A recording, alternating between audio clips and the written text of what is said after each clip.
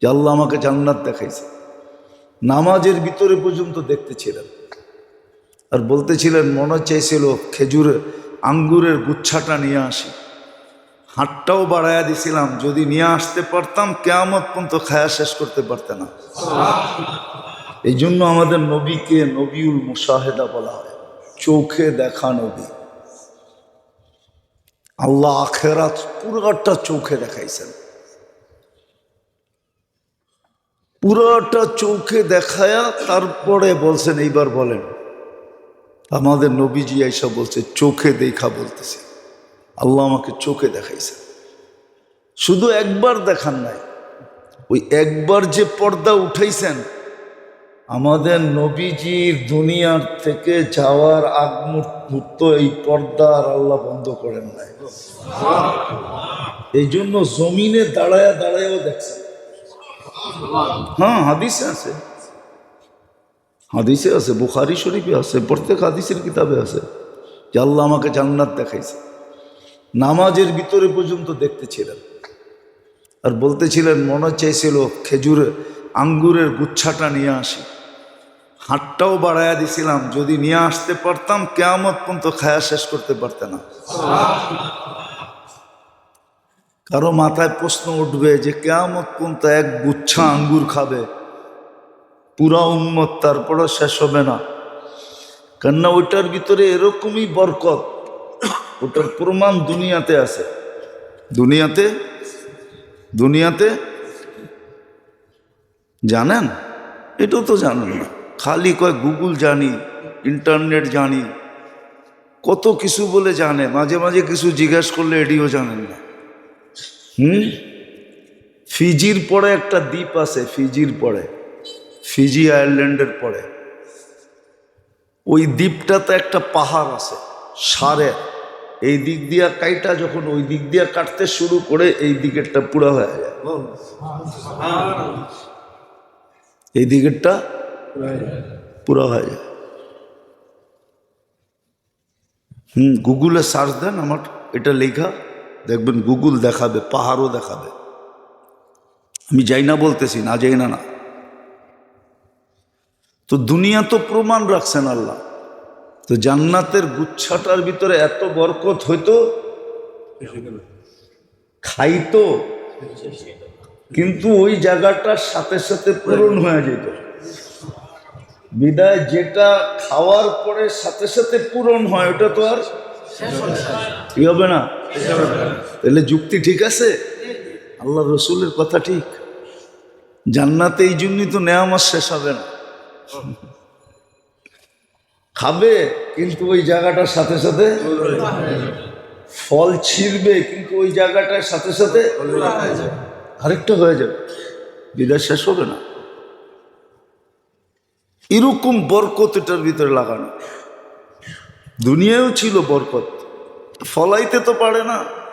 মাঝে মাঝে যাইয়েন জানতো না মেয়া, বেশি দূরে তো না এখান থেকে। শ্রীনগর চিনেন? কোন দিকে? মুন্সিগঞ্জ, ঠিক না? এই মাওয়ার রোডেই তো, ওইখানে একটা বিল আছে, কি আইরল বিল, ঠিক না? যাইয়েন মাঝে মাঝে, আমি মাঝে মাঝে যাই। গত বছরও আমি একটা আনছিলাম 90 কেজি ওজনের কুমড়া। কত? হ্যাঁ, এর আগে একটা আনছিলাম 120 কেজি। বিশ্বাস হয় না? না, এখন মনে হয় না। প্রতি বছরই আমার মাঝে মাঝে ফোন করে যে হুজুর পাঠামো কিনা, কিন্তু কুমড়া আনলে স্বাদ থাকে না। কেন না, গাড়িতে নামানোর পরে মানুষ দেখতে দেখতে কুমড়ার স্বাদ চোখে চোখে জায়গা। আর এটারে কাইটা পিস করতে করতে পরে দেখা যায় নিজের বাগে আধা কেজিও থাকে না। কিন্তু ফোন দেয় প্রতি বছরই। গত বছরও দিছিল একটা 90 কেজি, এর আগের বছর দিছিল একটা 120 কেজি। ও পিছনে গাড়ির গেট দিয়েও ঢোকে না, এত বড় প্রাইভেটে ঢোকে না। তো যেটা বুঝাইতেছিলাম, এটা তো দুনিয়াতে আল্লাহ দেখাইতেছে। হ্যাঁ, মনে করেন আপনারা 4 জনের 120 কেজির কুমড়া কয়দিন খাইবেন? কন্যা এক মাস পার হয়ে যাবে, ঠিক না? হ্যাঁ, আবার প্রতিবেলা কুমড়া খাইতেও ভালো লাগবে না, ঠিক না? জান্নাত মেরাজ এই জন্য যে আল্লাহ মুশাহেদা দেখায় দিছে। এই উম্মতের শিক্ষার আল্লাহ মূল্যায়ন করছেন, সমস্ত কিছু দেখায় দিছেন, সমস্ত কিছু। আরো একটা কারণ আছে যেটা হাদিসও পাওয়া যায়, কেননা মেরাজের আগেই আল্লাহ রসুলের তয়েফের সফর ছিল। আর তয়েফে আল্লাহ রসুল যে কষ্ট করছেন, সমস্ত নবীদের কষ্ট এক পাল্লায় করলেও তয়েফের কষ্ট আল্লাহর রসুলের পাল্লা ভারী হবে। 6 কিলোমিটার দৌড়াইছেন, পাথর মারতেন তো বসা পড়তেন, আবার যুবকরা দৌড়াইতে বাধ্য করত, আবার দৌড়াইতেন, আবার পাথর মারতেন। বেঁচে গেছে দুনিয়া। ওই দিন আল্লাহর রসুলের রক্ত জমিনে পড়ে নাই, শুধু জুতায় আটকায় গেছে। যদি জমিনে পড়তো তাহলে ওই দিনই দুনিয়া শেষ, কিয়ামত হয়ে যেত। কারণ আল্লাহ এটা সইতে পারতেন না যে বন্ধুর রক্ত মাটিতে পড়ছে। ওই দিন আর অনুমতি চাইতেন না, অনুমতি ছাড়াই দুনিয়া শেষ। এটাই যুক্তি বলে, এটাই তো। এত বড় কষ্টের পরে কষ্টের পরে মেরাজ সমস্ত কষ্টকে ভুলাইয়া দিছে, তাই না? দুঃখের পরে যখন সুখ আসে, দুঃখ মনে থাকে না। সবচেয়ে বড় মন ভাঙ্গা ছিল আল্লাহ রসুলের, সবচেয়ে বড় মন ভাঙ্গা ছিল তায়েফের সফরের পরে। তখনই আল্লাহ পুরস্কার হিসাবে মেরাজ দিয়েছে। জান্নাতও দেখাইছেন, জাহান্নামও দেখাইছেন। কোন গুনার কারণে কি শাস্তি ভোগ করবে এটা পুরা চিত্র আল্লাহ দেখাইছেন, কিতাবে আছে। মার নাফরমানি করলে কি শাস্তি, মা বাবার নাফরমানি করলে কি শাস্তি পাবে। এক বিশেষ বাটির ভিতরে তাকে জ্বালাইতে হবে, জ্বালাবে বিশেষ আগুনের ভিতরে। আল্লাহ রসুল জিজ্ঞাসা করছে, এদেরকে এই বিশেষ আগুনে কেন জ্বালানো হয়, বিশেষ পদ্ধতিতে কেন জ্বালানো হয়? বলছে, এরা মা বাবাকে দুঃখ দিত দুনিয়াতে।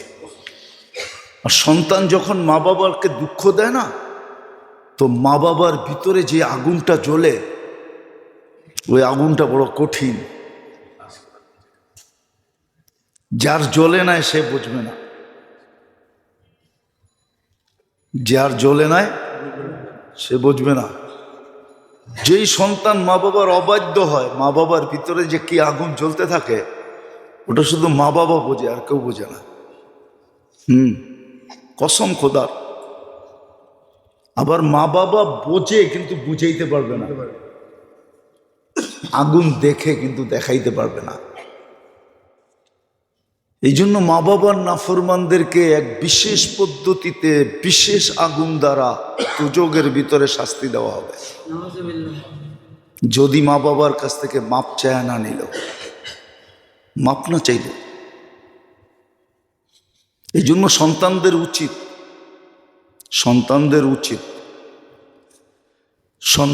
উচিত মা বাবার কাছে ডেলি মাপ চাওয়া। যেরকম বন্দার উচিত আল্লাহর কাছে ডেলি কি, এরকম মা বাবার কাছেও মাপ চাওয়া উচিত, ডেলি মাপ চাওয়া উচিত।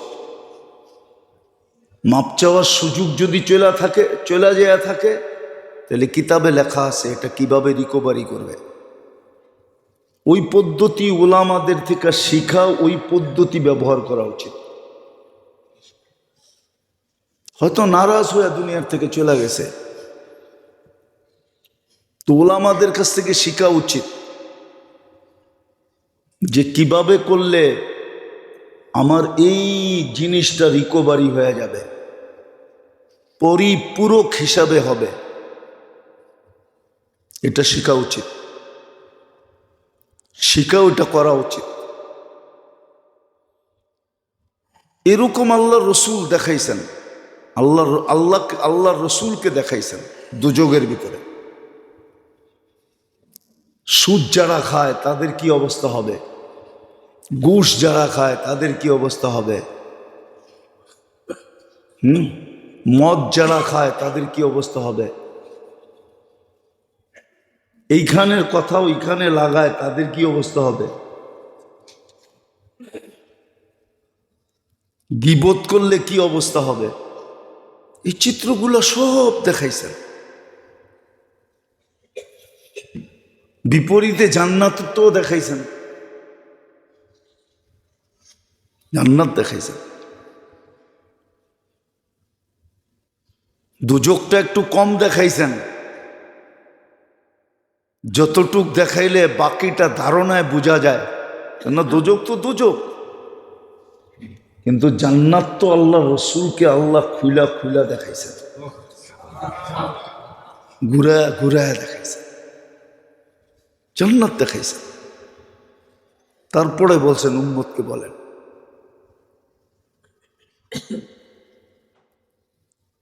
তারপরে বলছেন উম্মতকে বলেন।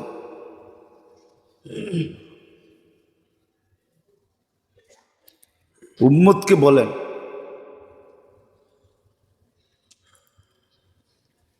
উম্মতকে বলেন। এই জন্য কিতাবে পাওয়া যায়, জানি না কতটুকু সত্য কতটুকু মিথ্যা, কিতাবে পাওয়া যায়। আল্লাহ রসুল একদিন খুব খুশি ছিলেন, আম্মাজান আয়েশা রাদিয়াল্লাহু তাআলা আনহাকে বলতেছিলেন যে কি চাও তুমি, আজকে যা চাবে তা দিব। উনি বলছেন আমি আমার আব্বার লোক একটু পরামর্শ করে দেখি, আমি একলা চাইলে কি না কি চায়া ফেলি, একটু আব্বার সাথে পরামর্শ করে দেখি। তা আব্বার কাছে যেয়ে বলছে আজকে তো আল্লাহর রসুল খুব খুশি, এই কথা আমাকে বলছে, আমি কি চাবো।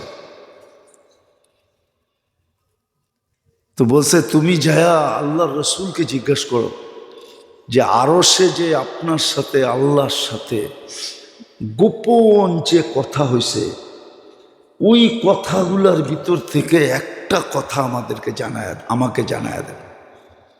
বেদের যে কথা হয়েছে, বেদের কথা হয়েছে না, কোনো কথা হয় না। হ্যাঁ, ফাওহা ইলা আবদিহি মা আওহা, কোরআন তো বলে, কোরআন তো বলে বেদের কথার ভিতর থেকে একটা বেদের কথা আমাদেরকে বলা দেন। তো বলছে তোমাকে যেটা বলবো ওটা আবার আয়সা আমাকে বলো। আয়সা বলছে ইয়া রাসূলুল্লাহ, বেদের কথা একটা বলা দেন। তো আল্লাহ রসুল বলতেছিল যদি বইলা দেই তাহলে তো বেদার ভেদ রইল না, বেদার ভেদ রইল না, কিন্তু বইলা তো ফেলছি তোমাকে,